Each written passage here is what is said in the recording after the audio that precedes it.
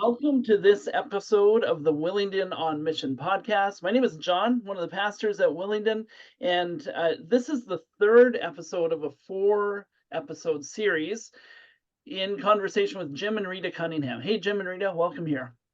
Thank you. Good to be with you, John. So on this episode, I want to talk about one particular topic. Jim, you teach a course called The Theology of Persecution and Discipleship. Why is this an important topic? And then can you just give us a little summary of what's the content of this class that you teach? A real quick summary would be that the first text that we created was called Standing Strong Through the Storm. And that was designed for churches in areas where there is persecution to review how to prepare for it and how to respond to it. So that was started 20 years ago, and it was now in over 50 languages. So that was the first course for churches and for pastors. But then what happened was a number of seminaries became aware of it and said, we are training pastors to go out and be evangelists and in the areas where there is persecution. So how can we help people that are going into a region where there's Buddhists, Hindus, Muslims that are opposed to the gospel of Jesus Christ? And so they said, could you design a course for us that would be taught in seminaries? So we gathered, in 2008, we gathered faculty from Bible colleges, from seminaries, and from what I call certificate level groups. And we worked out 3 levels of training for a certificate, for a bachelor's degree, and for a master's degree. And so this course that is now designed is called Theology of Persecution and Discipleship. It's been taught since 2008 in a number of countries. And then we realized what was happening is that Paul and I did not have the time to go to all the seminaries that were requesting this to be taught. We were teaching it in Malaysia, Singapore, in Indonesia, Sri Lanka, Bangladesh, India. And so what we did was we gathered some faculty who were qualified to teach this, and we had them come and sit in on our class, watch what we did. And then we said to them, you're going to go teach this. And they said, great, we'd love to, but can we then have a week together where we show you how we would teach it in our various cultures? And that's what they did. And those 5 faculty are now teaching this all over Southeast Asia and doing a great job. They set up the courses, they teach it, they do the grading, everything. And so in those regions of Southeast Asia and India, we have, as it were, worked our way out of a job. We don't go there and teach anymore. We trained the trainers and taught the teachers, and now they are doing it. So that was the blessing of that whole program. We have taught this twice in Canada at Acts Seminary. The last time was probably 2014. But the response of Canadian seminaries for the last 20 years has been kind of, well, we don't have persecution here like they have in other countries, so they didn't quite see the need for it. Maybe in time there will be a response from seminaries in Canada as well to say, hey, we need that to prepare our pastors for how to respond to persecution. Thank you. Can you give us just a little short sense of what's the content actually of the class? Well, the contents basically, if you think of it this way, we could go from Genesis to Revelation and see where persecution is being referred to in the scriptures. It's a scripture, the whole program it's theological in the sense that it outlines, or I should say it contextualizes scriptures that pertain to persecution and discipleship, because Jesus taught about it in Luke chapter 6, Matthew chapter 10. Learners will go through and analyze, what does this passage of scripture contribute to my understanding of the truth about persecution? What did the prophets, what did they teach about persecution?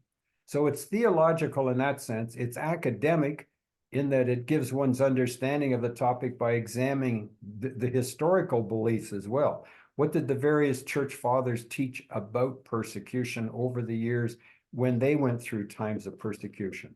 And they also have to do comprehensive research that explores related texts. We've got a number of texts from various authors all around the world that we ask them to review. Let me back it up this way. Some of these authors, John, have given us permission to take a PDF of their book, which is say 300 pages, and give it to our students in these courses at no cost, and say, let them do the research in this. And we've collected texts, PDFs from available sources, and make those available to the students in those regions. And then it's also a critical study. It verifies the existence of persecution within the totality of Scripture, from Genesis to Revelation, in a sense of where does persecution fit in here. They understand what is the meaning of the word martyr, which is a witness. Martyr is a Greek word for witness. And so you will be my witnesses means in Greek, you would be my martyrs. Well, that's how the word martyr started. Learners experience transformational understanding of persecution as relevant to present day believers. And we give a lot of current things in here that tie to the Scriptures in countries where there has been severe persecution. So I think it's an amazing, apart from the fact that I contributed to doing this thing, it's been amazingly well received in cultures where there is persecution. Thank you.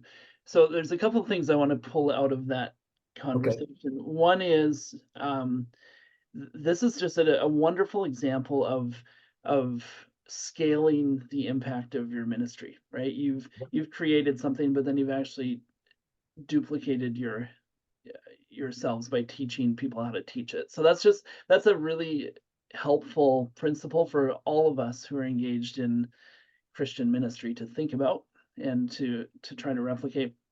The second thing I want to just pull out as we close off this episode is for those of you who are listening or watching this episode who may not think very much about persecution as a Christian experience, you might be like, what in the world are you talking about? Because in Canada, life as a Christian is relatively simple. And but what I'd love to do is just point you towards a resource that could highlight some of the realities that other believers around the world face.